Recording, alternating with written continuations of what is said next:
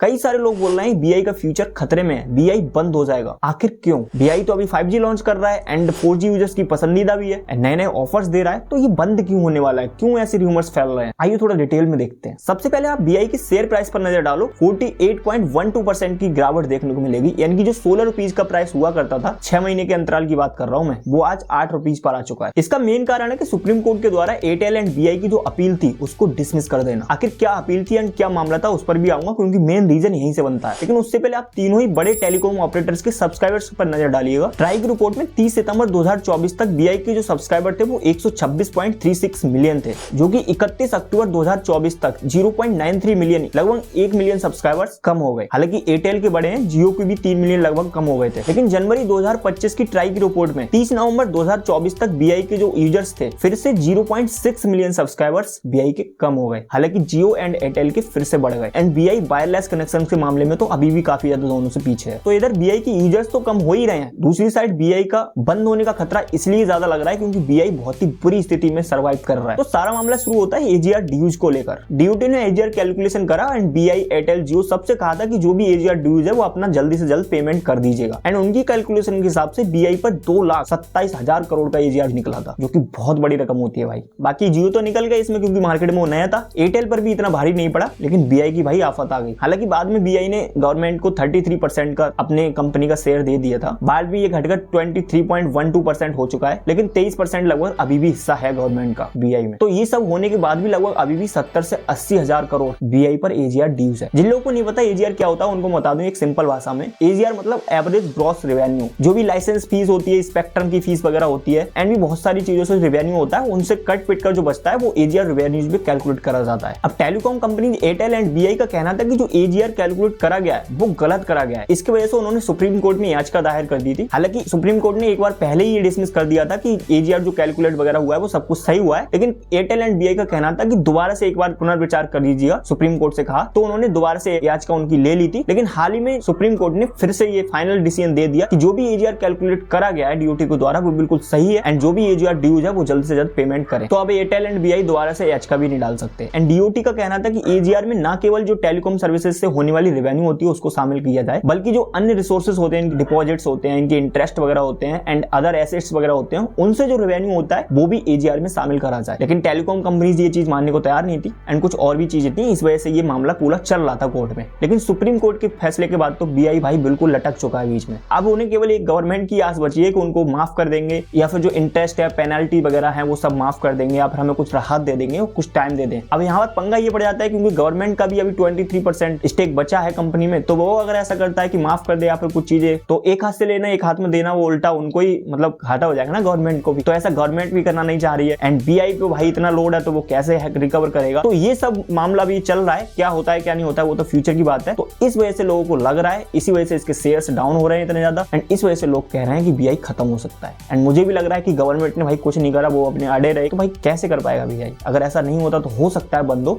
लेकिन हाँ ऐसा आपको घबराने की जरूरत नहीं है, क्योंकि अगर बीआई बंद भी होता है तो आपको पहले से इन्फॉर्म कर दिया जाएगा कि पोर्ट करा लीजिएगा या फिर कुछ भी करा लीजिएगा। डायरेक्टली ऐसा नहीं है कि सर्विस बंद हो जाएगी, बीआई सिम खत्म, ऐसा नहीं होगा, आपको पहले इन्फॉर्म करा जाएगा। तो ये सब मामला था बीआई को लेकर भाई। हालांकि वो वादा लगा कि ऑफर्स वगैरह दे रहे हैं, 4G अनलिमिटेड कर दिया इन्होंने 12 से दिन के 12 बजे तक एंड कई जगह पर बिल्कुल ही अनलिमिटेड कर दिया एंड 5G वे भी लॉन्च कर रहे हैं। तो लगे तो हैं, लेकिन हाँ सर्वाइव करना काफी ज्यादा मुश्किल हो रहा है बीआई को एंड मार्केट में अभी केवल 3 ही ऑपरेटर ये मेन बचे हैं। बीएसएनएल भी कर रहा था, अब वो फिर से, खैर जो कुछ भी था वो बीआई को लेकर ये था। बाकी आप लोगों का क्या कहना है, कौन सा ऑपरेटर यूज करते हो कमेंट सेक्शन में बता सकते हो। हम मिलते हैं नई वीडियो में नए टॉपिक के साथ, तब तक के लिए बाय।